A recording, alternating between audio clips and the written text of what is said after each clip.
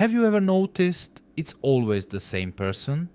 Different face, different name, different city even.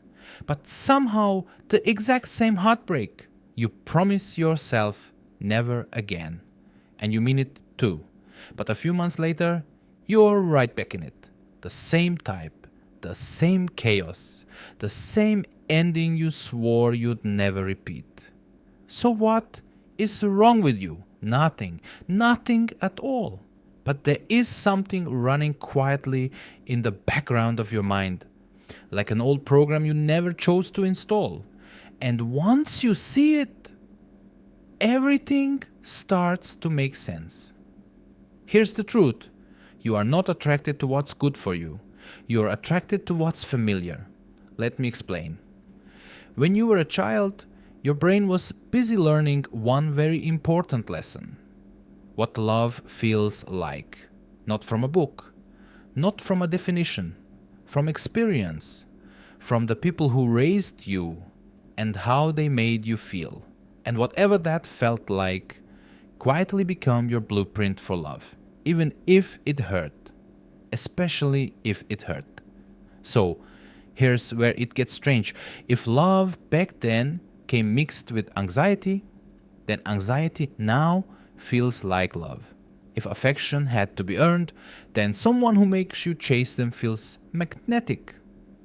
If care was unpredictable, warm one day, cold the next, then a calm, steady, reliable person feels weirdly boring. That's the trap. Your nervous system was never looking for healthy. It's looking for familiar. And deep down, it confuses the two. Think about it. That intense spark you feel with the completely wrong person. We call it chemistry. We call it destiny.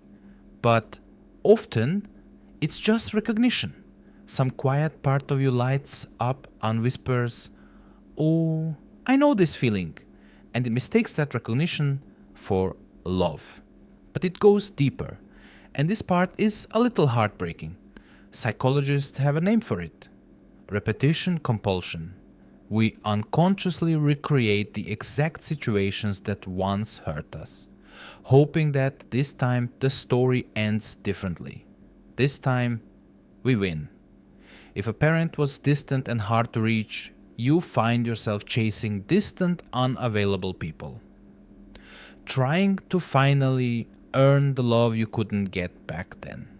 If you grew up feeling not quite good enough, you'll somehow pick the one person in the room who makes you feel not good enough, just so you can finally prove that you are. Read that again. You're not trying to get hurt, you're trying to heal. You just keep handing that job to people who were never able to do it. So how do you break the cycle? First, you have to see it. So look back, not at the faces of your past relationships, at the feeling. Line them up and ask one thing. What was the emotion underneath all of them? Was it anxiety, rejection, walking on eggshells? Never quit feeling chosen. Whatever that feeling is, that's the pattern. And that feeling is the original wound.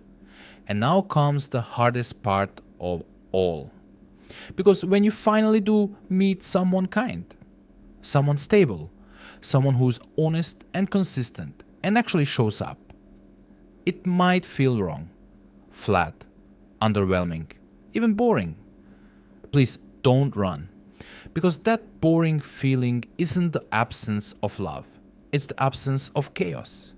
And your nervous system has simply never learned what safety feels like. Not yet. Real healing begins the moment you can sit inside calm, steady love and not go looking for a reason to blow it up. Because the pattern was never truly about them. Any of them. It was a story written long time ago by a younger version of you who was just quietly trying to be loved. And here's the beautiful part. A pattern you can finally see is a pattern you can finally change. You are not cursed. You are not broken. You were just running old code, on a system that is ready for an update. And now you get to write the new code yourself. The right person will not feel like a storm you have to survive. They'll feel like a home you never knew you were allowed to have.